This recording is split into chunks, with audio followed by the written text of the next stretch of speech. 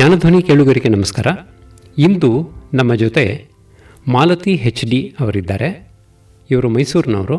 MA Sanskrit, English ವಿಶೇಷ ವಿಷಯದ BEd, ಕಲಿಕೆ ಸಿದ್ಧಾಂತಗಳು, ಶಿಕ್ಷಣ ನಿರ್ವಹಣೆ ಮತ್ತು ಸಂಶೋಧನೆ ವಿಶೇಷ ವಿಷಯಗಳನ್ನುಳ್ಳ IGNOUನ MA education, Cambridge international diploma in teaching and learning ಅದರಲ್ಲಿ ಡಿಪ್ಲೊಮಾ, ಮತ್ತು ಬೆಂಗಳೂರಿನ ಕ್ರಿಯೇಟಿವ್ ಟೀಚಿಂಗ್ ಆ್ಯಂಡ್ ಲರ್ನಿಂಗ್ನಲ್ಲಿ ಸೃಜನಶೀಲ ಶಿಕ್ಷಣ ಮತ್ತು ಕಲಿಕೆಯ ಡಿಪ್ಲೊಮಾ ಮಾಡಿ ಶಿಕ್ಷಣ ಸುಧಾರಣೆ, ಶಿಕ್ಷಕರ ತರಬೇತಿ, ಪಠ್ಯಕ್ರಮ ಅಭಿವೃದ್ಧಿ ಮತ್ತು ಯೋಜನಾ ನಿರ್ವಹಣೆಯಲ್ಲಿ 20 ವರ್ಷದ ಅನುಭವವನ್ನು ಪಡ್ಕೊಂಡಿದ್ದಾರೆ. ಶಿಕ್ಷಣ ಮತ್ತು ತರಬೇತಿಯಲ್ಲಿನ ತಮ್ಮ ಅನುಭವದ ಬಗ್ಗೆ ತಿಳಿಸ್ತಾರೆ. ನಮಸ್ಕಾರ ಮಾಲತಿ ಅವರೇ. ನಮಸ್ಕಾರ ಸರ್. ಶಿಕ್ಷಕರಾಗಿ ನಿಮ್ಮ ಅನುಭವ ಏನು? ಶಿಕ್ಷಕರಾಗಿ ನನ್ನ 25 ವರ್ಷದ ಅನುಭವವನ್ನು ಒಂದೇ ಒಂದು ಮಾತಿನಲ್ಲಿ ಹೇಳಬೇಕು ಅಂತಂದರೆ ಅದನ್ನು ಒಂದು ನೀರಿಗೆ ಹೋಲಿಸ್ತೇನೆ. ನಿರಂತರವಾಗಿ ಕಲಿಯುವಂತಹ ಒಂದು ಜಾಗ ಅಂತ ಹೇಳ್ಬೋದು ಶಿಕ್ಷಣ ಅಂದರೆ. ಶಿಕ್ಷಣ ಅಂದರೆ ಒಂದು ನದಿ ಇದ್ದ ಹಾಗೆ. ಎಲ್ಲೆಲ್ಲಿ ನಮಗೆ ಹೊಸದನ್ನು ನೋಡಲು ಕಲಿಯಲು ಅವಕಾಶಗಳಿರುತ್ತೋ ಆ ಒಂದು ಹಾದಿಯನ್ನೇ ನಾನು ಶಿಕ್ಷಣ ಅಂತ ಹೇಳಕ್ಕೆ ಇಷ್ಟಪಡ್ತೇನೆ. ಅಂದರೆ ಕಲಿಸೋದಲ್ಲ, ಕಲಿಯೋದೇ ಶಿಕ್ಷಣ. ಹೌದು, ಕಲಿಸೋದು ಅನ್ನೋ ಒಂದು ಭ್ರಮೆಯಲ್ಲಿ ಬರ್ತೇವೆ. ಆದರೆ ಅದನ್ನು ನಾನು ಕಲಿತಾಗಲೇ ನಾನು ಯಾರಿಗಾದರೂ ಅದನ್ನು ಹೇಳೋಕ್ಕೆ ಸಾಧ್ಯ, ನನ್ನ ಅನುಭವವಾಗಿ ಹೇಳೋಕ್ಕೆ ಸಾಧ್ಯ. ಇದಕ್ಕೆ ಒಂದು ಮೂಲ ಉದಾಹರಣೆ ಹೇಳಬೇಕು ಅಂತಂದರೆ, ನಾನು ಆದಿವಾಸಿ ಮಕ್ಕಳ ಜೊತೆ ಕೆಲಸ ಮಾಡುವಂತಹ ಸಂದರ್ಭದಲ್ಲಿ ಈ ಒಂದು ಅನುಭವ ಆಯಿತು ಸರ್. ಅದು ಪ್ರತಿ ಹಂತದಲ್ಲೂ ನನಗೆ ಆ ಮಕ್ಕಳು ನನ್ನಲ್ಲಿದ್ದಂಥ ಅಹಂ ಅಂತ ಏನು ಹೇಳ್ತೀವೋ ಆ ಒಂದು ಅಹಮ್ಮನ್ನು ಪ್ರತಿ ಹಂತದಲ್ಲೂ ಪೆಟ್ಟು ಕೊಟ್ಟರು. ಎಷ್ಟೋ ಬಾರಿ ಅತ್ತು ಕೂಡ ಇದ್ದೀನಿ ನಾನು. ಶಿಕ್ಷಣನ ಕಲಿಸ್ಬೇಕು ಅಂತ ಹೋದ ನನಗೆ ಪ್ರಾರಂಭದಲ್ಲಿ ನಾನು MA ಸಂಸ್ಕೃತ ಮಾಡಿದೆ. ನಾನು ಓದಿದ್ದೆಲ್ಲ ಮೈಸೂರಿನಲ್ಲಿ ಮತ್ತು ಸುತ್ತಮುತ್ತಲು ಮೈಸೂರು, ಮಂಡ್ಯ ಈ ಕಡೆ. ನನ್ನ ತಂದೆ ವೆಟ್ನರಿ ಡಾಕ್ಟರ್ ಆಗಿದ್ದರು. ಸೊ ಎಲ್ಲ ಕಡೆ ಟ್ರಾನ್ಸ್ಫರ್ ಆಗ್ತಾಯಿತ್ತು. ಎಲ್ಲೆಲ್ಲಿ ಹೋಗ್ತಿದ್ನೋ ಅಲ್ಲೆಲ್ಲ ಒಳ್ಳೆ ಶಿಕ್ಷಣ ಕೊಡಿಸಿದ್ರು. ಒಳ್ಳೆ ಶಿಕ್ಷಣ ನನಗೆಲ್ಲಿ ಎಲ್ಲೋ ಒಂದು ಕಡೆ ನಾನು ಕಲ್ತಿದ್ದೀನಿ ಅನ್ನೋ ಒಂದು ಅಹಂನಲ್ಲಿ ನಾನು ಆ ಒಂದು ಶಾಲೆಗೆ ಹೋದೆ. ನಾನು ಆ ಶಾಲೆಗೆ ಹೋಗಿದ್ದು ಕೂಡ ಅಚಾನಕ್ಕಾಗಿ, ಯಾವುದೋ ಒಂದು ಪ್ಲ್ಯಾನ್ ಇಲ್ಲದೆ ಹೋಗಿದ್ದು. ನಾನು ಹೋದಾಗ ನನಗೆ ಒಂದೇ ಒಂದು ಬಹಳ ಖುಷಿ ಕೊಟ್ಟಿದ್ದೇನು ಅಂದರೆ, ನಾನು ತುಂಬ ಓಪನ್ ಮೈಂಡೆಡಾಗಿ ಹೋಗಿದ್ದೆ. ಮುಕ್ತ ಮನಸ್ಸಿಂದ ಯಾವಾಗ ನಾವು ಹೋಗ್ತೀವೋ ಆವಾಗ ಅದು ಪ್ರತಿ ಸನ್ನಿವೇಶವೂ ನಾವು ಆವಿಷ್ಕಾರವಾಗಿ ನೋಡ್ತೀವಿ, ಒಂದು ಅನ್ವೇಷಣೆಯಾಗಿ ನೋಡ್ತೇವೆ. ಸೊ ಈ ಶಾಲೆಗೆ ನಾನು ಪ್ರಥಮ ಬಾರಿ ನನ್ನ ಒಂದು ಕೆರಿಯರ್ ಹೆಜ್ಜೆನ ಇಟ್ಟಾಗ, ಕೆರಿಯರ್ ಪಾತ್ನ ನಾನು ಶುರು ಮಾಡಿದಾಗ, ಈ ಶಾಲೆ ಹೆಸರು ವಿವೇಕ ಗಿರಿಜನ ಶೈಕ್ಷಣಿಕ ಕೇಂದ್ರ ಅಂತ ಹೇಳಿ. ಈ ಒಂದು ವಿವೇಕಾನಂದ ಯೂತ್ ಮೂವ್ಮೆಂಟ್ ಸಂಸ್ಥೆಯವರು ನಡೆಸ್ತಿರುವಂತಹ ಶಾಲೆಯಲ್ಲಿ ಬುಡಕಟ್ಟು ಮಕ್ಕಳಿಗೆ ಅವರು ವಸತಿ ಶಾಲೆಯನ್ನು ನಡೆಸ್ತಾಯಿದ್ರು. ಸೊ ನಾನು ಹೋದಾಗ ಅದು 7ನೇ ತರಗತಿಯಲ್ಲಿ ಮೊದಲನೇ ಬ್ಯಾಚ್ ಇತ್ತು. ಆದಿವಾಸಿ ಮಕ್ಕಳು, ಇವರಿಗೇನೂ ಬರೋಲ್ಲ, ಕಾಡಂಚಿನಲ್ಲಿದ್ದಾರೆ, ನಾನು ಕಲ್ತಿದ್ದೆಲ್ಲ ಸರಿ ಅಂತ ಹೇಳೋ ಒಂದು ಭಾವನೆಯಲ್ಲಿ ನಾನು ಹೇಳ್ಕೊಡೋಕ್ಕೆ ಶುರು ಮಾಡಿದೆ. ನನಗೆ ಮೊದಲನೇ ಕ್ಲಾಸ್ ಕೊಟ್ಟಿದ್ದು ಇಂಗ್ಲೀಷ್. ನಾನು ಇಂಗ್ಲೀಷ್ ಮೀಡಿಯಮಲ್ಲಿ ಓದಿ ಹೋಗಿದ್ದರಿಂದ ಅದೇ ಇಂಗ್ಲೀಷ್ನ ಹೇಳ್ಕೊಡುವ ಒಂದು ಇದನ್ನು ಮಾಡ್ತಾ ಹೋದೆ. ಮಕ್ಕಳಿಗೆ ನಾನು ಕಲಿಸುವ ಒಂದು ವಿಧಾನ ಕೂಡ ಸರಿ ಹೋಗ್ತಾ ಇರಲಿಲ್ಲ. ಏಕೆಂದರೆ ಎಲ್ಲವನ್ನು ನಾನು ಬರವಣಿಗೆ ಮೂಲಕ, ಓದಿನ ಮೂಲಕ ಅವ್ರನ್ನೆಲ್ಲ ಶ್ರೋತೃಗಳಾಗಿ ಅವರು ಕೇಳಿಸ್ಕೊಳ್ಬೇಕು, ನಾನು ಹೇಳಬೇಕು. ಈ ಒಂದು ಧಾಟಿಯಲ್ಲೇ ಒಂದು ಸಾಂಪ್ರದಾಯಿಕ ಪದ್ಧತಿಯಲ್ಲೇ ಚಾಕ್ ಆ್ಯಂಡ್ ಟಾಕ್ ಮೆಥಡಲ್ಲೇ ಹೇಳ್ಕೊಡ್ತಾ ಇದ್ದೆ. ಹೇಳ್ಕೊಡೋ ಒಂದು ಸಂದರ್ಭದಲ್ಲಿ ನಾನು ಪ್ರತಿಯೊಂದು ಹಂತದಲ್ಲೂ ನನ್ನ ಪೇಜ್ನಲ್ಲೇ ಹೋಗ್ತಾ ಇದ್ದೆ, ನನ್ನ ಸ್ಪೀಡಲ್ಲೇ ಹೋಗ್ತಾ ಇದ್ದೆ. ಎಲ್ಲೋ ಒಂದು ಕಡೆ ಅಲ್ಲಿದ್ದಂತಹ ಒಂದು ಹುಡುಗ ಮಂಜು ಅಂತ ಹೇಳಿ, ಆ ಹುಡುಗನಿಗೆ ಏನು ಅನ್ನಿಸ್ತೋ ಏನೋ, ತಕ್ಷಣ ಹೇಳ್ದ, ನೀವು ಹೋಗುವ ಪೇಜಲ್ಲಿ ನೀವು ಹೋಗಿ ಮೇಡಮ್, ನೀವು ಹೋಗೋ ಸ್ಪೀಡಲ್ಲಿ ನೀವು ಹೋಗ್ತಾ ಇರಿ, ಬಟ್ ನನಗೆ ನಿಮ್ಮ ಸ್ಪೀಡ್ನಲ್ಲಿ ಬರೋಕ್ಕಾಗ್ತಾ ಇಲ್ಲ. ಯಾಕೆಂದರೆ ನೀವು ಮುಗಿಸ್ಬೇಕು, ನಿಮ್ಮ ಪಾಠ ಮುಗಿಸ್ಬೇಕು, ಪ್ರವಚನ ಮುಗಿಸ್ಬೇಕು, ನಿಮ್ಮ ಸಿಲೆಬಸ್ ಮುಗಿಸ್ಬೇಕು ಅಂತ ಬಂದಿದ್ದೀರಾ, ಆದರೆ ನನಗೆ ನಿಮ್ಮ ಪೇಜಲ್ಲಿ ಹೋಗೋಕ್ಕಾಗಲ್ಲ ಅಂತ ಹೇಳ್ದ. ನನಗೆ ತಕ್ಷಣ ಒಂದು ಏನು ಹೇಳ್ತಾರೆ, ಅರ್ಗಿಸ್ಕೊಳ್ಳೋಕ್ಕಾಗದೇ ಇರುವಂತಹ ಮಾತದು.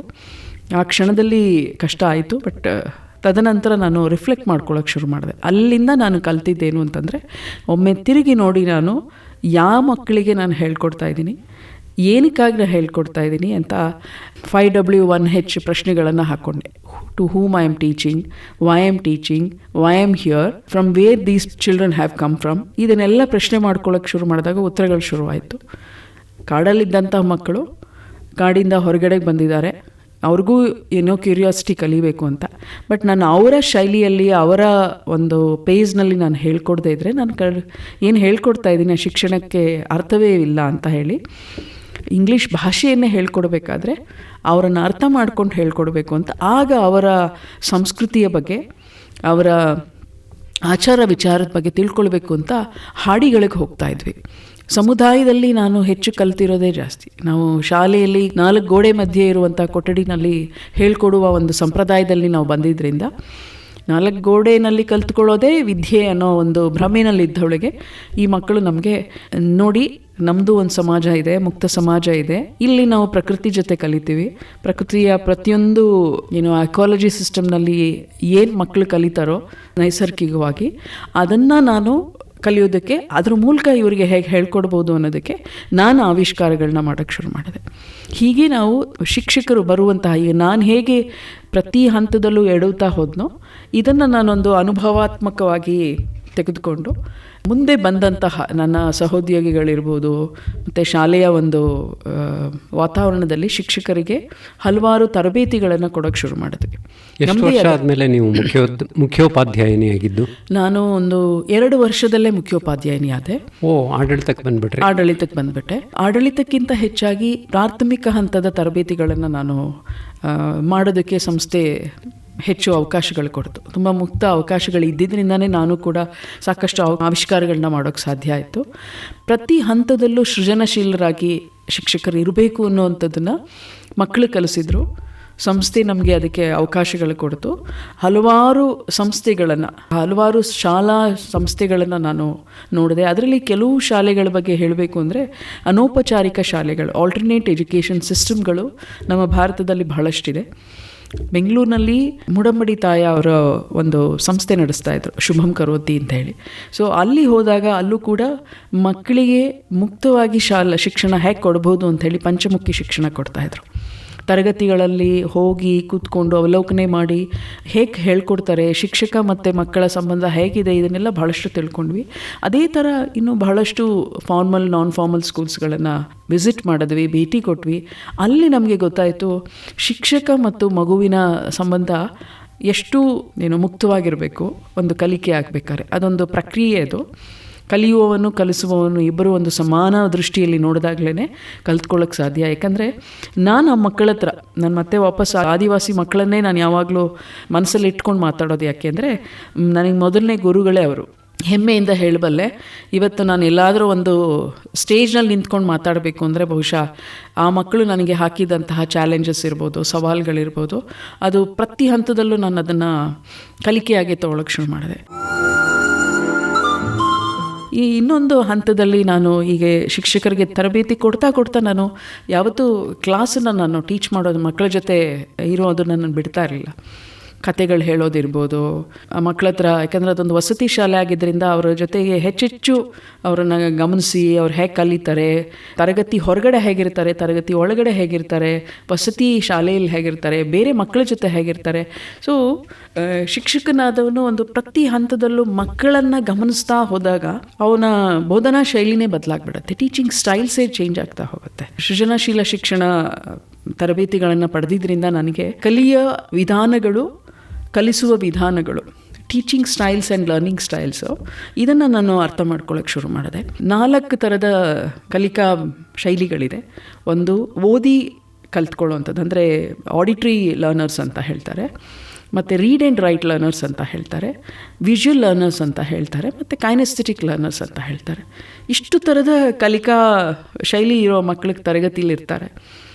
ಶಿಕ್ಷಕ ಏನಾದರೂ ಬರೀ ಆಡಿಟ್ರಿ ಟೀಚರ್ ಆಗಿಬಿಟ್ಟಿದ್ರೆ ಉಳಿದ ಮಕ್ಕಳಿಗೆ ಅನ್ಯಾಯ ಆಗ್ತಾ ಹೋಗುತ್ತೆ. ಅನ್ಯಾಯ ಆಗುತ್ತೆ ಅಂದರೆ ಎಲ್ಲೋ ಒಂದು ಕಡೆ ಅವ್ರನ್ನ ನಾವು ರೀಚ್ ಔಟ್ ಆಗೋಕ್ಕಾಗೋದೇ ಇಲ್ಲ. ಸೊ ಈ ಥರ ಒಂದು ಸಂದರ್ಭ ಬಹಳಷ್ಟು ಬಾರಿ ಬಂತು ನನಗೆ. ಯಾಕೆಂದರೆ ನಾನು auditory teaching method, read and writing ಮೆಥಡಲ್ಲಿ ಹೆಚ್ಚು ಪರಿಣತಿ, ನನಗೆ ಎಕ್ಸ್ಪೋಜರ್ ಇದ್ದಿದ್ದರಿಂದ, ನಾನು ಕಲ್ತಿದ್ದು ಅದೇ ರೀತಿ ಇದ್ದಿದ್ದರಿಂದ ತರಗತಿಲಿ ಅದನ್ನೇ ಎಂಫಸೈಸ್ ಮಾಡ್ತಾಯಿದ್ದೆ. ಆದರೆ ಈ ಮಕ್ಕಳು, ಕಾಡಿನಲ್ಲಿದ್ದಂಥ ಮಕ್ಕಳು, ಗ್ರಾಮೀಣ ಪ್ರದೇಶದ ಮಕ್ಕಳಿಗೆ ಎಕ್ಸ್ಪೋಜರ್ ಹೇಗಿರುತ್ತೆ, ಅಪ್ಪ ಅಮ್ಮ ಕೊಟ್ಟಿರ್ತಾರೆ ಅಂದರೆ, ಕಾಡಲ್ಲಿ ಮಕ್ಕಳ ಜೊತೆ ತಂದೆ ತಾಯಿಗಳು ವ್ಯವಹರಿಸ್ಬೇಕಾದ್ರೆ ವಿಜುವಲ್ ಎಕ್ಸ್ಪೋಜರ್ ಭಾಳಷ್ಟಿರುತ್ತೆ. ದೃಶ್ಯ ಮಾಧ್ಯಮದಿಂದ ಕಲ್ತ್ಕೊಳ್ಳೋವಂಥದ್ದು, ಮತ್ತು ಕೈನಸ್ಥೆಟಿಕ್ ಲರ್ನರ್ಸ್ ಆಗಿರ್ತಾರೆ. ಹ್ಯಾಂಡ್ಸ್ ಆನ್ ಮೂಲಕ ಕಲಿಯುವಂಥದ್ದು, ಅನುಭವಾತ್ಮಕವಾಗಿ ಕಲಿಯುವಂಥದ್ದು ಆ ಮಕ್ಕಳಲ್ಲಿ ಭಾಳಷ್ಟು ಇರುತ್ತೆ. ಸೊ ಇದು ಅನಲೈಸ್ ಮಾಡೋಕ್ಕೆ ಶುರು ಮಾಡಿದೆ. ಈ ತರಬೇತಿಯಲ್ಲಿ, ಶಿಕ್ಷಕ ತರಬೇತಿಯಲ್ಲಿ ಈ 4 ವಿಧದಲ್ಲಿ ಕಲಿಸಬಹುದು ಅಂತ ಹೇಳಿ ಅನ್ನೋದನ್ನು ಹೇಗೆ ಅವರಿಗೆ ತಿಳಿಸ್ತೀರಾ? ಇದು ನನಗೆ ಅಲ್ಲೂ ಕೂಡ ಅನುಭವದ ಮೇಲೆ ನಾನು ಎಕ್ಸ್ಪೆರಿಮೆಂಟ್ ಮಾಡೋಕ್ಕೆ ಶುರು ಮಾಡಿದೆ. ಒಂದೇ ಸಲ ನಮಗೆ ಗೊತ್ತಾಗಲ್ಲ ಇದು. ಚಿತ್ರಪಟಗಳನ್ನು ತೋರಿಸೋವಂಥದ್ದು. ನನಗೆ ಇನ್ನೊಂದು ಏನಾಯಿತು ಅಂದರೆ, ಫಾರ್ಚುನೇಟ್ಲಿ ನನಗೆ ಅಲ್ಲಿ ಸರ್ಕಾರದ ಒಂದು ನಲಿಕಲಿ ಕಾರ್ಯಕ್ರಮ ಆ ಸಂದರ್ಭದಲ್ಲಿ ಎಚ್ ಡಿ ಕೋಟೆಯಲ್ಲಿ ಭಾಳಷ್ಟು ಪ್ರಸಿದ್ಧಿ ಪಡ್ಕೊಳ್ತು. ಎಚ್ ಡಿ ಕೋಟೆಯಲ್ಲಿರುವಂತಹ ಶಿಕ್ಷಕ ವೃಂದದವರೆಲ್ಲರೂ ತರಬೇತಿ ಪಡ್ಕೊಂಡ ಒಂದು ಸಂದರ್ಭದಲ್ಲಿ ನನಗೂ ಕೂಡ ಈ ತರಬೇತಿಲಿ ಪಾಲ್ಗೊಳ್ಳೋಕ್ಕೆ ಅವಕಾಶ ಸಿಕ್ತು. ಅಂಥ ಸಂದರ್ಭದಲ್ಲಿ ವಿಷುವಲ್ ಲರ್ನರ್ಸ್ದು, ಕೈನೆಸ್ಥೆಟಿಕ್ ಲರ್ನರ್ಸ್ದು ಬಗ್ಗೆ ಬಹಳಷ್ಟು ತಿಳ್ಕೊಳ್ಳೋಕ್ಕೆ ಸಾಧ್ಯ ಆಯಿತು. ಸೊ ಎವ್ರಿ ಟೈಮ್ ನಾನು ಅದನ್ನು ಒಂದು ಅಪೋರ್ಚುನಿಟಿಯಾಗಿ ಹೋಗಿ ಆ ತರಬೇತಿ ಪಡ್ಕೊಂಡು ಬಂದ ನಂತರ ಮಿನಿಮಮ್ ಲೆವೆಲ್ಸ್ ಆಫ್ ಲರ್ನಿಂಗ್ ಅಂತ ಹೇಳ್ತಾರೆ. ಹಾಗೆ ನಲಿಕಲಿ, ಜಾಯ್ಫುಲ್ ಲರ್ನಿಂಗ್ ಎಲ್ಲ ಮೆಥಡಾಲಜಿನಲ್ಲಿ ಇವತ್ತೇನು NEP ಕೂಡ ಮಾತಾಡುತ್ತೆ, ನ್ಯಾಷನಲ್ ಎಜುಕೇಷನ್ ಪಾಲಿಸಿನಲ್ಲಿ ಕಾಂಪಿಟೆನ್ಸಿ ಬೇಸ್ಡ್ ಲರ್ನಿಂಗ್, ಸಾಮರ್ಥ್ಯ ಆಧಾರಿತ ಕಲಿಕೆ, ಇದು ಆವಾಗಲೇ 95-96ನೇ ಇಸ್ವಿನಲ್ಲೇ ನಲಿಕಲಿ ಕಾರ್ಯಕ್ರಮದಲ್ಲೂ ಕೂಡ ಇದನ್ನು ಅಳವಡಿಸ್ಕೊಂಡಿದ್ರು. ಸೊ ಆ ಒಂದು ಸಾಮರ್ಥ್ಯ ಆಧಾರಿತ ಕಲಿಕೆಯ ಒಂದು ಅನುಭವ ಪಡ್ಕೊಂಡು ಬಂದು ನಾನು ಇದನ್ನು ಮಕ್ಕಳ ಜೊತೆಗೆ ತರಗತಿಯಲ್ಲಿ ಅಳವಡಿಸ್ಕೊಳ್ಳೋಕೆ ಸಾಧ್ಯ ಆಯಿತು. ಆಗ ಮಕ್ಕಳು ವಿಷುವಲ್ ಮೆಟೀರಿಯಲ್ಸ್ ಏನಾದ್ರು ಕೊಟ್ಟಾಗ, ಚಾರ್ಟ್ಸು, ಫ್ಲ್ಯಾಶ್ ಕಾರ್ಡ್ಸ್ ಇವೆಲ್ಲ ಕೊಟ್ಟಾಗ ಕಲಿಯುತ್ತಿದ್ದಂತಹ ವೇಗಕ್ಕೂ ಅವರಿಗೆ ಆಡಿಟ್ರಿಯಾಗಿ ಹೇಳ್ಕೊಡೋದಕ್ಕೂ ಬಹಳಷ್ಟು ವ್ಯತ್ಯಾಸ ಇರ್ತಾಯಿತ್ತು. ಆಮೇಲೆ ಗುಂಪಿನಲ್ಲಿ ಕಲಿಯುವಂಥದ್ದು, ಕೊಲ್ಯಾಬ್ರೇಟಿವ್ ಲರ್ನಿಂಗ್ ಅಂತ ನಾವೇನು ಮಾತಾಡ್ತೀವಿ, ಇದು ಕೂಡ ಇವರಲ್ಲಿ ಹೆಚ್ಚು ಇತ್ತು. ಬಿಕಾಸ್ ಅವರೆಲ್ಲ ಸಮುದಾಯದ ಮೂಲಕ ಕಲಿಯುವಂಥದ್ದೇ ಜಾಸ್ತಿ. ಇವತ್ತಿಗೂ ಕೂಡ ಅವರೊಂದು ಗುಂಪಿನಲ್ಲಿ ಏನಾದ್ರು ಕೂರಿಸಿ ಏನಾದ್ರು ಆ್ಯಕ್ಟಿವಿಟೀಸ್ ಕೊಟ್ಟರೆ ಕಲಿಯೋದಕ್ಕೂ, ಇಂಡಿವಿಜುವಲಾಗಿ ಕೊಟ್ಟಾಗ ಕಲಿಯೋದಕ್ಕೂ ಬಹಳಷ್ಟು ವ್ಯತ್ಯಾಸ ಇದೆ. ಎಷ್ಟು ಫಾಸ್ಟಾಗಿ ಕಲಿತಾರೆ, ಆ ಪಿಯರ್ ಲರ್ನಿಂಗ್ ಎಷ್ಟು ಫಾಸ್ಟ್ ಇದೆ ಅನ್ನೋದು ಏನು ನಾವು ಸೈಕಾಲಜಿ ರಿಸರ್ಚ್ನಲ್ಲಿ ನಾವೇನು ಇದೆಲ್ಲ ಅಧ್ಯಯನ ಮಾಡಿದ್ವೋ, ನಾನು ಬರೀ ಪೇಪರ್ನಲ್ಲಿ ಅಥವಾ ಆರ್ಟಿಕಲಲ್ಲಿ ಓದಿದ್ದೆ, ಬಟ್ ನಂಗೆ ಅಲ್ಲಿ ಪ್ರತ್ಯಕ್ಷವಾಗಿ ಎಷ್ಟೋ ವಿಚಾರಗಳು ತಿಳಿಯೋಕ್ಕೆ ಶುರುವಾಯಿತು. ಸೊ ಹೀಗೆ ಅಲ್ಲಿ ಕಲ್ತಂಥದ್ದನ್ನು ನಮ್ಮ ಮುಂದೆ ಹಂತದಲ್ಲಿ ಸರಗೂರಿನಲ್ಲಿ ಇನ್ನೊಂದು ಶಾಲೆಯಲ್ಲಿ ನನಗೆ ಫೌಂಡರ್ ಪ್ರಿನ್ಸಿಪಲ್ ಆಗಿ ಅವಕಾಶ ಸಿಕ್ತು. ಸೊ ಅಲ್ಲಿ ಕೂಡ ನಾನು ಶಿಕ್ಷಕರ ಜೊತೆಗೆ ಸಾಕಷ್ಟು ಈ ಅನುಭವಗಳನ್ನ ಶೇರ್ ಮಾಡ್ಕೊಳ್ತಾ ಅಲ್ಲೊಂದು ವಿನೂತನವಾದ ಶಾಲೆ ತೆರೆಯೋದಕ್ಕೆ ಸಂಸ್ಥೆ ನನಗೊಂದು ಅವಕಾಶ ಕೊಡ್ತು. ಸೊ ಆವಾಗ ನಾನು ಮಗು ಮತ್ತು ಶಿಕ್ಷಕರ ಒಂದು ಸಂಬಂಧದ ಮೇಲೆ ಸಾಕಷ್ಟು ಕೆಲಸ ಮಾಡಿದೆ. ಆಗ ಮಕ್ಕಳು ಶಿಕ್ಷಕರನ್ನ ಒಂದು ಕರೆಯುವ ರೀತಿ ಕೂಡ ನಾವು ಬದಲಾಯಿಸಿದ್ವಿ. ಅಕ್ಕ, ಅಣ್ಣ ಅನ್ನೋ ಒಂದು ಹೆಸರಲ್ಲಿ ಪರಿಚಿತ ಆದ್ವಿ. ಸೊ ಇನ್ನೂ ಹೆಚ್ಚು ಮಕ್ಕಳು ಬಂದು ಮುಕ್ತವಾಗಿ ಕಲಿಯೋದು, ಏನೇ ಅನಿಸಿಕೆ ಇದ್ರೂ ಹಂಚ್ಕೊಳ್ಳೋವಂಥದ್ದು, ಆ ಬಾಂಧವ್ಯ ಭಾಳ ಸ್ಟ್ರಾಂಗಾಗಿ ಬೆಳೀತು. ಸೊ ಅದು ಎಷ್ಟು ಇಂಪ್ಯಾಕ್ಟ್ ಆಯಿತು ಅಂದರೆ ಕಲಿಕೆಯಲ್ಲಿ ಕೂಡ ಅದು ಭಾಳಷ್ಟು ಇಂಪ್ಯಾಕ್ಟ್ ಆಯಿತು. ಸೊ ಹೀಗೆ ಒಂದು ಹಲವಾರು ಶಿಕ್ಷಣ ಸಂಸ್ಥೆಗಳಲ್ಲಿ ಕೆಲಸ ಮಾಡಿದ ಅನುಭವ ನನಗೆ ಮುಂದಿನ ಹಂತಗಳಲ್ಲಿ ವಿವೇಕಾನಂದ ಯೂತ್ ಮೂಮೆಂಟ್ಗೆ ನಾನು ಯಾವತ್ತಿಗೂ ಆಭಾರಿಯಾಗಿದ್ದೇನೆ. ಆ ಸಂಸ್ಥೆಯ ಬಿಟ್ಟು ನಾನು ಹೊರಗಡೆಗೆ ಬಂದಾಗ್ಲೂ ಸ್ವಯಂ ಸೇವಾ ಸಂಸ್ಥೆಗಳಲ್ಲಿ ಸಾಕಷ್ಟು ಕೆಲಸ ಮಾಡಿದೆ.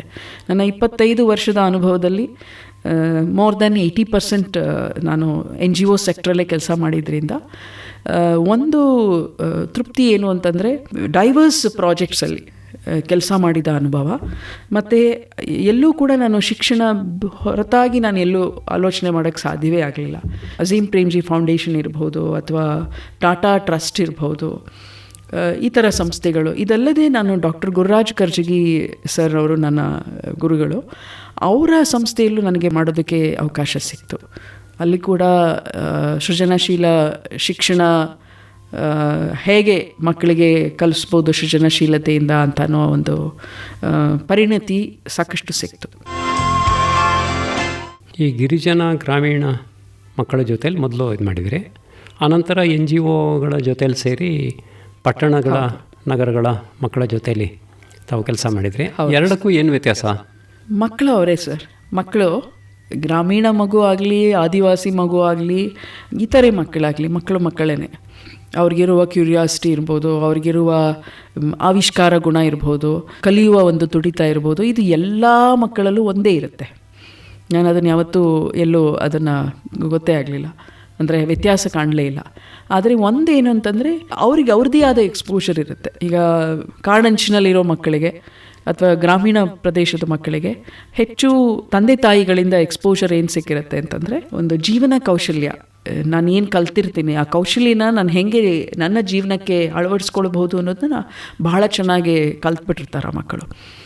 ಅವನು SLC ಆಗಿರಲಿ PUC ಆಗಿರಲಿ ನಾಳೆ ದಿವಸ ಹೋಗಿ ಒಂದು ದಿನಗೂಲಿ ಮಾಡಿದ್ರೆ ನನಗೆ ಇಷ್ಟು ಹಣ ಬರುತ್ತೆ ಎನ್ನುವ ಒಂದು ಆತ್ಮವಿಶ್ವಾಸದಿಂದ ಬದುಕೋ ಮಕ್ಕಳವರೆಲ್ಲ. ಆ ಒಂದು ಆ ಪ್ರೊಟೆಕ್ಟಿವ್ ವಾತಾವರಣದಲ್ಲಿ ಇಲ್ಲದೇ ಇರೋದೇ ಕಾರಣ ಅವ್ರಿಗೆ ಆ ಮುಕ್ತವಾದ ಅವಕಾಶಗಳು ಸಿಕ್ಕಿರುತ್ತೆ. ನಾವೇನಿವತ್ತು ಲೈಫ್ ಸ್ಕಿಲ್ಸ್ ಅಂತೀವಿ, ಜೀವನ ಕೌಶಲ್ಯ ಅಂತ ಏನು ಹೇಳ್ತೀವಿ, ಅವ್ರಿಗೆ ಹುಟ್ಟತಾನೆ ಬಂದುಬಿಟ್ಟಿರುತ್ತೆ ಮಕ್ಕಳಿಗೆ. ಒಂದು ಹೋಗಿ ಒಂದು ಪಕ್ಷಿ ಹಿಡಿದು ಆದಿವಾಸಿ ಮಕ್ಕಳಿಗೆ ಒಂದು ಪಕ್ಷಿ ಹಿಡಿದು ತಿಂದು ಬದುಕ್ಬೋದು. ಅವ್ರಿಗೆ ಏನಂದರೆ ನಾಳೆ ಅನ್ನುವ ಒಂದು ಕಲ್ಪನೆ ಇದೆಯಲ್ಲ ನಮ್ಮಲ್ಲಿ, ಅದಕ್ಕೆ ಕೇಳಿಸ್ಕೊಂಡ್ರೆ ಭಯ ಆಗುತ್ತೆ ನಮಗೆ. ಆ ಒಂದು ಭಯಮುಕ್ತ ವಾತಾವರಣದಲ್ಲಿರ್ತಾರೆ. ಬಹುಶಃ ನನಗೂ ಅಲ್ಲಿ ಇದ್ದು ಆ ಮಕ್ಕಳಿಂದ ಒಂದು ಕಲ್ತಿದ್ದೇನು ಅಂದರೆ, ನಾಳೆ ಅನ್ನೋದ್ರ ಬಗ್ಗೆ ನೀನು ತುಂಬ ತಲೆ ಕೆಡಿಸ್ಕೋಬೇಡ, ಇವತ್ತಿನ ಬಗ್ಗೆ, ಈ ಕ್ಷಣದ ಬಗ್ಗೆ ಆಲೋಚನೆ ಮಾಡುವಂಥ ಗುಣ ಬೆಳೆಸಿದ್ದೆ ಆ ಮಕ್ಕಳು. ಆಮೇಲೆ ಇನ್ನೊಂದು ಉಳಿತಾಯ ಅನ್ನೋದು ನಾವೇನು ಮಾತಾಡ್ತೀವಲ್ಲ, ಉಳಿತಾಯ ಅನ್ನೋದರಲ್ಲಿ ಏನು ಹೇಳ್ತಾರೆ, ಆಮಿಷಗಳು ಜಾಸ್ತಿ ಆಗಿಬಿಡುತ್ತೆ, ಡಿಸೈರ್ಸ್ ಜಾಸ್ತಿ ಆಗಿಬಿಡುತ್ತೆ, ವಾಂಟ್ಸ್ ಜಾಸ್ತಿ ಆಗಿಬಿಡುತ್ತೆ ನೀಡ್ಸ್ಗಿಂತ. ಈ ಮಕ್ಕಳಲ್ಲಿ ನಾನು ಕಲ್ತಿದ್ದೆ ಏನು ಅಂದರೆ difference between needs and wants. So ಆವಾಗ ನನಗೆ ಅರ್ಥ ಆಗಕ್ಕೆ ಶುರುವಾಗಿದ್ದು ಶಿಕ್ಷಣ ಅಂದರೆ ಏನು. ಶಿಕ್ಷಣ ಅಂದರೆ ಕೇವಲ ಓದೋದು ಬರೆಯೋದು, ಪಠ್ಯಕ್ರಮದ ಪುಸ್ತಕದಲ್ಲಿರುವಂಥದ್ದನ್ನು ಮಾತ್ರ ಕೊಟ್ರೇ ಶಿಕ್ಷಣ, 4 ಗೋಡೆಯಲ್ಲಿ ಕಲಿಸಿದ್ರೇ ಶಿಕ್ಷಣ. ಇದೆಲ್ಲ ಫಾಲ್ಸ್ ಪರ್ಸ್ಪೆಕ್ಟಿವ್ಸ್ ಇತ್ತಲ್ಲ ಶಿಕ್ಷಣದ ಬಗ್ಗೆ, ಅದೆಲ್ಲ ದೃಷ್ಟಿಕೋನಗಳಲ್ಲೆಲ್ಲ ಎಲ್ಲೋ ಒಂದು ಕಡೆ ಅಲ್ಗಾಡೋಕ್ಕೆ ಶುರು ಆಯಿತು ನನಗೆ. ಯಾಕಂದರೆ ನಾನು ಮಾಸ್ಟರ್ಸ್ ಡಿಗ್ರಿ ಮಾಡಿ ಗೋಲ್ಡ್ ಮೆಡಲ್ ತಗೊಂಡು ಮಾನಸ ಗಂಗೋತ್ರಿಲಿ ಇದೆಲ್ಲ ಮಾಡಿ ಬಂದ್ರೂ ಕೂಡ ಅದೇ ಆ ಈಗೋ ಇತ್ತು ಅಂತ ಹೇಳಿದ್ನಲ್ಲ, ಪ್ರತಿ ಕ್ಷಣದಲ್ಲಿ ಈ ಮಕ್ಕಳು ನಂಗೆ ಅದನ್ನು ಕಲಿಸ್ತಾ ಬಂದರು. ಸೊ ಶಿಕ್ಷಣ ಅಂದರೆ ಏನು ಅನ್ನೋದನ್ನು ನಾವು ಬಹುಶಃ ಏನು ಕಲಿಸ್ಬೇಕು ಅಂತ ಅಲ್ಲಿ ಹೊರಟಿದ್ವೋ, ಆವಾಗ ಪ್ರತಿ ಹಂತದಲ್ಲೂ ನಾನು ಶಿಕ್ಷಕರಿಗೆ ತರಬೇತಿ ಕೊಡಬೇಕಾದ್ರೆ ಯಾವ ಸಮುದಾಯದಲ್ಲಿ ನಾವು ಕೆಲಸ ಮಾಡ್ತೀವೋ ಆ ಸಮುದಾಯನ ಫಸ್ಟು ಅರ್ಥ ಮಾಡ್ಕೊಳ್ಬೇಕು. ನಂತರ ನಾನು ಆ ಮಕ್ಕಳಿಗೆ ಹೇಳ್ಕೊಡುವ ಶಿಕ್ಷಣದಲ್ಲಿ ಏನು ಹೇಳ್ಕೊಡ್ಬೇಕು, ಏನು ಹೇಳ್ಕೊಡ್ಬಾರ್ದು, ಈ ಒಂದು ವಿಶ್ಲೇಷಣೆ ಮಾಡಿ ನಾನು ಕಲಿಸ್ಬೇಕು ಅನ್ನೋಂಥದ್ದು ಕಲ್ತ್ಕೊಳ್ಳೋಕ್ಕೆ ಸಾಧ್ಯ ಆಯಿತು. ಸೊ ನಾನು ಹೊರಗಡೆ ಹೋಗಿ ಹೊರಗಡೆ ಅಂದರೆ ಆ ಸಂಸ್ಥೆ ಬಿಟ್ಟು ನಾನು ಹೊರಗಡೆ ಹೋದಾಗ್ಲೂ ಇತರೆ ನಗರ ಪ್ರದೇಶದ ಮಕ್ಕಳಿಗೆ ಶಿಕ್ಷಣ ಕೊಡೋ ಸಂದರ್ಭದಲ್ಲೂ ಕೂಡ ಕಲ್ತಿದ್ದೇನು ಅಂತಂದರೆ, ಮಗುನ ಅರ್ಥ ಮಾಡ್ಕೊ, ಪರಿಸರ ಅರ್ಥ ಮಾಡ್ಕೊ, ನಂತರ ನೀನು ಏನು ಹೇಳ್ಕೊಡ್ಬೇಕು ಅಂತಿದೆಯಾ ಅದರಲ್ಲಿ ಆ ಮಗುಗಾಗಲೇ ಗೊತ್ತಿದ್ರೆ ಅದಕ್ಕೊಂದು ತನ್ನ ಜ್ಞಾನ ತಾನೇ ಕಟ್ಕೊಳ್ಳುವಂತಹ ಕನ್ಸ್ಟ್ರಕ್ಟಿವಿಸಮ್ ಫಿಲಾಸಫಿ ಮಾತಾಡ್ತೀವಿ ಇವತ್ತು, ಇದಕ್ಕೆ ನಾನು ಹೆಚ್ಚು ಪೂರಕವಾಗಿ ಕೆಲಸ ಮಾಡಬೇಕು ಅಂತ ಹೇಳಿ ಸೃಜನಶೀಲ ಶಿಕ್ಷಣ ಸಂಸ್ಥೆಗಳಲ್ಲೂ ಕೆಲಸ ಮಾಡಿದ್ರಿಂದ ಈ ಅನುಭವದಿಂದ ನಾನು ಮುಂದೆ ಬೇರೆ ಬೇರೆ ಕಡೆ ಕೆಲಸ ಮಾಡೋಕ್ಕೆ ಸಾಧ್ಯ ಆಯಿತು. ಇನ್ನೊಂದು 2018ನೇ ಇಸ್ವಿಲಿ ಮೇಘಾಲಯದಲ್ಲಿ ಸರ್ಕಾರೇತರ ಶಾಲೆಗಳು ಬಹಳಷ್ಟಿದೆ, ಏಡೆಡ್ ಸ್ಕೂಲ್ಸು. ಅಲ್ಲಿ 1 ವರ್ಷದ ಶಿಕ್ಷಕರಿಗೆ ತರಬೇತಿ ಕೊಡುವಂತಹ ಒಂದು ಅವಕಾಶ ಸಿಕ್ತು ಸರ್. ಭಾಳ ಉತ್ತಮ ಅವಕಾಶ. ಯಾಕೆಂದರೆ ನಾನು ಗಿರಿಜನರ ಜೊತೆ ಇಲ್ಲಿ ಕೆಲಸ ಮಾಡಿದ್ರಿಂದ ಕರ್ನಾಟಕದಲ್ಲಿ ಇನ್ನೊಂದು ಕಂಪ್ಯಾರಿಟಿವ್ ಸ್ಟಡಿ ಆಯಿತು ನನಗೆ. ಅಲ್ಲಿ ಮೇಘಾಲಯದಲ್ಲಿರುವಂತಹ ಗಿರಿಜನ ಬಹಳಷ್ಟು ಮುಂದುವರೆದು ಹೊರಟೋಗಿದ್ದಾರೆ. ಅವರು ಸೋಷಿಯೋ ಎಕನಾಮಿಕಲಿ ತುಂಬಾ ಬೆಳೆದ್ಬಿಟ್ಟಿದ್ದಾರೆ. ಸೋಷಿಯೋ ಎಕನಾಮಿಕಲಿ ಅಂತಂದರೆ ಕ್ರಿಶ್ಚಿಯನ್ ಮಿಷನರೀಸ್ ಬಹಳಷ್ಟು ಕೆಲಸ ಮಾಡಿರೋದ್ರಿಂದ ಅಲ್ಲಿ ನನಗೆ ಸೆಕೆಂಡ್ರಿ ಮತ್ತು ಸೀನಿಯರ್ ಸೆಕೆಂಡ್ರಿ ಸ್ಕೂಲ್ ಟೀಚರ್ಸ್ಗೆ ತರಬೇತಿ ಕೊಡೋದಕ್ಕೆ ಅವಕಾಶ ಸಿಕ್ತು. ಸೊ ಸೃಜನಶೀಲ ಶಿಕ್ಷಣ ಅಲ್ಲಿ ಕೂಡ ನಾನು ಹೇಳ್ಕೊಡೋಕ್ಕೆ ಸಾಧ್ಯ ಆಯಿತು, ನನ್ನ ಅನುಭವಗಳನ್ನ ಹಂಚ್ಕೊಳ್ಳೋಕ್ಕೆ ಸಾಧ್ಯ ಆಯಿತು. 2 ಗಿರಿಜನರ ಪಂಗಡದ 2 ಥರದ ಅನುಭವಗಳು ಆಯಿತು. ಭಾಳಷ್ಟು ಕಲಿಯೋಕ್ಕೆ ಸಾಧ್ಯ ಆಯಿತು. ಮುಂದಿನ ಹಂತದಲ್ಲಿ ಸಂಶೋಧನೆ ಮಾಡೋದಾದರೆ ಸಂಶೋಧನೆ ಅಥವಾ ರಿಸರ್ಚ್ನ ಗಿರಿಜನ ಶಿಕ್ಷಣದ ಬಗ್ಗೆನೇ ಮಾಡಬೇಕು ಅನ್ನೋ ಒಂದು ದೃಢವಾದ ನಂಬಿಕೆ ಬಂತು ಅಲ್ಲಿ. ಈಗಿನ ವಾತಾವರಣ ನೋಡಿದರೆ ಶಿಕ್ಷಣ ವ್ಯವಸ್ಥೆ ಅನ್ನುವಂಥದ್ದು ಇಲ್ಲವೇ ಇಲ್ಲ, ಇರೋದು ಪರೀಕ್ಷಾ ವ್ಯವಸ್ಥೆ ಅಷ್ಟೇ. ಎಲ್ಲರೂ ಪರೀಕ್ಷೆಗೆ ಬೇಕಾದಂಥ ಕೆಲವು ಅಂಶಗಳನ್ನು ಮತ್ತೆ ಅವರಿಗೆ ಪುನಃ ಹೇಳಿ ಹೇಗೋ ಉತ್ತರಗಳನ್ನು ಹೊಡಿಸಿ ಮಾರ್ಕ್ಸ್ ತೆಗೆಸ್ತಾರೆ ಅನ್ನುವಂಥದ್ದು.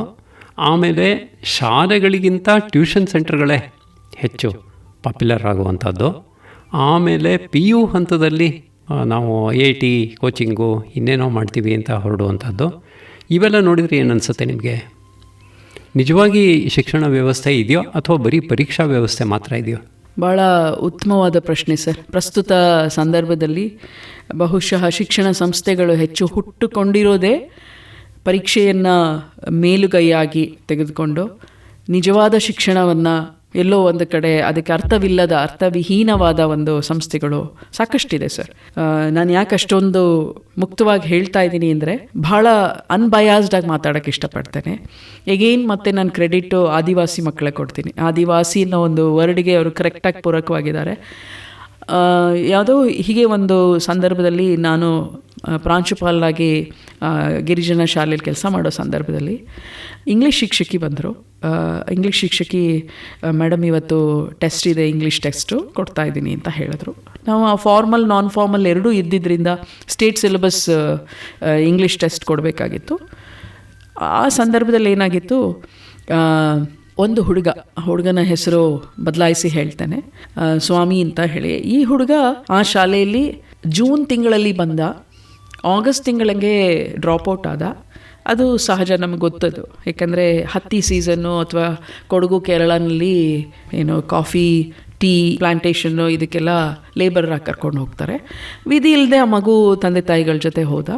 6ನೇ ಕ್ಲಾಸ್ ಮಗು ಅಂತಂದರೆ 11 ವರ್ಷದ ಮಗು.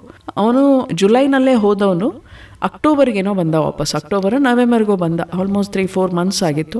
ನನಗೆ ಗೊತ್ತು, ಶಿಕ್ಷಕರಿಗೂ ಗೊತ್ತು, ಅವ್ನಿಗೇನು ಗೊತ್ತಿಲ್ಲ ಅಂತ. ಇದೆಲ್ಲದಕ್ಕಿಂತ ಹೆಚ್ಚಾಗಿ ಆ ಮಗುಗೂ ಗೊತ್ತಿತ್ತು. ಬಿಕಾಸ್ ಆ ಮಗು ಬಹಳ ಸತ್ಯವಂತ, ಹಾನೆಸ್ಟಾಗೆ ಹೇಳ್ದ. ಟೀಚರ್ ಪೇಪರ್ ಕೊಟ್ಟಾಗಲೇ ಹೇಳ್ದ, ಮೇಡಮ್ ನನಗೆ ಏನೂ ಗೊತ್ತಿಲ್ಲ, ಯಾಕೆ ಕೊಟ್ಟಿದ್ದೀರಾ ಅಂತ ಹೇಳಿದ. ಅಷ್ಟು ಧೈರ್ಯವಾದ ಮಗು ಅದು. ಶಿಕ್ಷಕರು ನಿಂಗೆ ಏನು ಗೊತ್ತೋ ಅದನ್ನು ಬರೀ ಅಂತ ಹೇಳಿದ್ರು. ಬಹುಶಃ ನಾನೇ ಆಗಿದ್ದರೆ ನಾನು ಕಲ್ತಂತಹ ಶಿಕ್ಷಣದಲ್ಲಿ ಏನೋ ಒಂದು ತುಂಬಿಸಿ ಕೊಡ್ತಿದ್ದೆ. ನನ್ನ ಪರ್ಸ್ನಲ್ ಸ್ಯಾಟಿಸ್ಫ್ಯಾಕ್ಷನು ಅಥವಾ ನಾನು ಯಾರಿಗೋ ಮೋಸ ಮಾಡಬೇಕು ಅಂತನೋ ಏನೋ ಕೊಡ್ತಾ ಇದ್ದೆ. ಟೀಚರ್ ಅದಕ್ಕಾರೋ ಒಂದಷ್ಟು ಮಾರ್ಕ್ಸ್ ಹಾಕ್ತಾರೆ ಅಂತನೋ ಏನೋ. ಬಟ್ ಆ ಮಗು ಎಷ್ಟು ಹಾನೆಸ್ಟ್ ಇದ್ದ ಅಂತಂದರೆ, ಅವನು ಎಲ್ಲ ಪೇಪರ್ನ 1 ಅವರ್ ಏನು ಕೂರಿಸಿದ್ರು, 40 ಮಿನಿಟ್ಸ್ ಏನು ಕೂರಿಸಿದ್ರು, ಅದೆಲ್ಲ ಆದಮೇಲೆ ಪೇಪರ್ ಹಿಂದ್ಗಡೆ ಒಂದು ಸಾಲು ಬರೆದಿದ್ದ. ಆ ಶಿಕ್ಷಕಿಗೆ ಅದು ಅದನ್ನು ಓದ್ಬಿಟ್ಟೇ ಬಹಳ ಒಂದು ಬೇಸರನೂ ಆಯಿತು, ಗಿಲ್ಟು ಆಯಿತು. ಬಂದು ನನ್ನ ಹತ್ರ ಪೇಪರ್ ತೋರಿಸಿದ್ರು. ಅದು ಓದಿದಾಗ ನನಗೆ ಒಂದು ವಾಕ್ಯ, ನಿಜವಾದ ಶಿಕ್ಷಣ ಆ ಮಗುಗಿದೆ ಅಂತ. ಅವನು ಏನು ಬರೆದಿದ್ದಂದರೆ, ನಿಮಗೆ ಗೊತ್ತಿದೆ ನನಗೇನೂ ಗೊತ್ತಿಲ್ಲ ಅಂತ, ನಾನೀಗ ಇದನ್ನು ಗೊತ್ತಿಲ್ಲ ಅಂತ ಬರೆದು ಕೊಡ್ತಾ ಇದ್ದೀನಿ, ತೊಗೊಳ್ಳಿ, ಇದು 40 ನಿಮಿಷ ನಾನು ಕೂತ್ಕೊಂಡು ನಾನು ಸುಮ್ಮನೆ ಕೂತಿದ್ದೆ, ನನಗೇನೂ ಗೊತ್ತಿಲ್ಲ ಈ ಪಾಠದ ಬಗ್ಗೆ, ತೊಗೊಳ್ಳಿ ಅಂತ ಹೇಳಿ ಕೊಟ್ಟ. ಅಂದರೆ ನಾನು ಹಾನೆಸ್ಟ್ ಆಗಿರೋ ಮಗುಗೆ ಡಿಸಾನೆಸ್ಟ್ ಆಗಿ ಕಲಿಸೋವಂಥದ್ದು ಔಪಚಾರಿಕ ಶಿಕ್ಷಣದಲ್ಲಿ ಕಲಿಸ್ತಾ ಇದ್ದೀವ. ಈ ಥರದ್ದು ನಾವು ಎಷ್ಟೋ ಶಾಲೆಗಳಲ್ಲಿ ನೋಡಿದ್ದೀವಿ. ಗೊತ್ತಿಲ್ಲದೆ ಇರೋವಂಥದ್ದನ್ನು ಗೊತ್ತಿಲ್ಲ ಅಂತ ಹೇಳಿದಾಗ ಮಗುಗೆ ನಾನು ಪುನರಾವರ್ತನೆ ಮಾಡಿ ಅಥವಾ ಆ ಮಗುಗೆ ರೆಮಿಡಿಯಲ್ ಕ್ಲಾಸಸ್ ಮಾಡಿ ನಾನು ಹೇಳಿಕೊಟ್ಟು ಆಮೇಲೆ ಕಲಿಸ್ಬೇಕೇ ವಿನಃ ಔಪಚಾರಿಕವಾಗಿ ಒಂದು ರಿಚುವಲ್ ಆಗಿ ಆಗ್ತಿರುವಂತಹ ಪರೀಕ್ಷಾ ಪದ್ಧತಿ ಬಗ್ಗೆ ಭಾಳಷ್ಟು ಬೇಸರ ಆಯಿತು. ಇವತ್ತು ನಾನು ಇಷ್ಟು ಹೇಳಬಲ್ಲೆ ಸರ್, 25 ವರ್ಷದ ಅನುಭವದಲ್ಲಿ. ಅದು ಆದಿವಾಸಿ ಮಗು ಆಗ್ಬೋದು, ಗ್ರಾಮೀಣ ಮಗು ಆಗಿರ್ಬೋದು, ನಗರ ಪ್ರದೇಶದ ಮಗು ಆಗಿರ್ಬೋದು, ಎಲ್ಲ ಮಗುವು ಏನೋ ಒಂದು ಕಲಿಯೋದಕ್ಕೆ ಶಾಲೆ ಕಡೆಗೆ ಬರುತ್ತೆ. ಆ ಒಂದು ಜಾಗವನ್ನು ನಾನೊಂದು ಏನು ಹೇಳ್ತಾರೆ ಪ್ರಾಮಾಣಿಕವಾಗಿ ಅದು ಮಗು ಬಂದಾಗ ಕಲಿಯುವ ಈ ಒಂದು ಪ್ರಕ್ರಿಯೆಯಲ್ಲಿ ಮಗುನ ತೊಡಗಿಸ್ಕೋಬೇಕೇ ವಿನಃ ನಾನು ಪ್ರತಿ ಹಂತದಲ್ಲೂ ಯಾರಿಗೋ ಮೆಚ್ಚಿಸೋಕ್ಕೋಸ್ಕರ ನಾನೊಂದು ಪರೀಕ್ಷೆಯನ್ನು ಮಾಡೋಕ್ಕೆ ಹೋದರೆ ನನ್ನ ಪರೀಕ್ಷೆ ಆಗ್ತಾ ಇರುತ್ತೆ ಪ್ರತಿ ಹಂತದಲ್ಲೂ. ನಾನೆಷ್ಟು ಸತ್ಯವಂತೆ, ಏನು ಮಾಡ್ತಾ ಇದ್ದೀನಿ ಮಗುಗೆ, ನಾಳೆ ದಿವಸ ಅದೊಂದು ಏನು ಹೇಳ್ತಾರೆ ಒಂದು ಖಾಲಿ ಡಬ್ಬ ಆಗೋಗುತ್ತೆ ಮಗು. ಆ ಎಂಟಿ ಡಬ್ಬ ಶಬ್ದ ಆಗೋದೇ ಜಾಸ್ತಿ ಆಗ್ತಾ ಹೋಗುತ್ತೆ. ಸೊ ನಾಳೆ ದಿವಸ ಫಾಲ್ಸ್ ಪ್ರೆಸ್ಟೀಜಲ್ಲಿ ಮಕ್ಕಳು, ಇವತ್ತು ಬಹುಶಃ ನೀವು ಕೋವಿಡ್ ಆದಮೇಲೆ ನೋಡಿರ್ಬೋದು, ಕೋವಿಡ್ ಟೈಮಲ್ಲಿ ಎಷ್ಟೋ ಶಾಲೆಗಳಲ್ಲಿ ಎಷ್ಟೋ ಕಾಲೇಜ್ಗಳಲ್ಲಿ ಏನೂ ಹೇಳ್ಕೊಡೋಕ್ಕೆ ಆಗಲಿಲ್ಲ ಆ ಮಕ್ಕಳಿಗೆಲ್ಲ ಪಾಸ್ ಮಾಡಿ ನಾವು ಕಳಿಸ್ತಾಯಿತ್ತು. ಸೊ ಇವತ್ತಿನ ದಿನ ಸಮಾಜದಲ್ಲಿ ಆ ಮಕ್ಕಳು ಎಷ್ಟು ಕೀಳರಿಮೆಯನ್ನು ಬೆಳೆಸ್ಕೊಂಡಿರ್ತಾರೆ. ಒಳಗಡೆ ನನಗೆ ಗೊತ್ತಿಲ್ಲ ಅನ್ನೋದು ಹೊರಗಡೆ ನಾನು ತೋರ್ಪಡಿಕೆಗೋಸ್ಕರ ಶಿಕ್ಷಣ ಪಡ್ಕೊಂಡಿದ್ದೀನಿ, ಸರ್ಟಿಫಿಕೇಟ್ ಇದೆ ಅಂತ ಹೇಳಿ. ಸೊ ಸರ್ಟಿಫಿಕೇಟ್ಗಾಗಲಿ, ಪರೀಕ್ಷೆಗಾಗಿ, ಅಥವಾ ಯಾರೋ ಒಂದು ಅಧಿಕಾರಿಗಳನ್ನ ಮೆಚ್ಚೋದಕ್ಕಾಗಲಿ, ಒಂದು ಮ್ಯಾನೇಜ್ಮೆಂಟ್ನ ಮೆಚ್ಚೋಕ್ಕಾಗಲಿ ಶಿಕ್ಷಣ ಕೊಡ್ತಾ ಹೋದರೆ ಎಲ್ಲಿಗೆ ಹೋಗುತ್ತೆ ಅನ್ನೋ ಒಂದು ಭಯ ಕೂಡ ಇದೆ.